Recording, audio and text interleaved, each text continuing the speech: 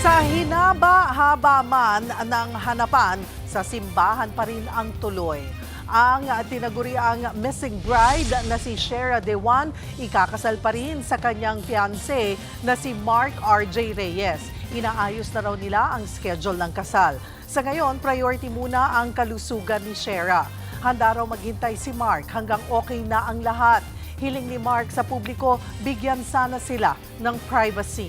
Nawala si Shera nitong December 10 matapos magpaalam na bibili ng bridal shoes sa Fairview. Nahanap siya sa Season Pangasinan noong December 29. Patuloy pang inaalam kung paano napadpad sa lugar si Shera. Mga kapatid, Cheryl Hosing po.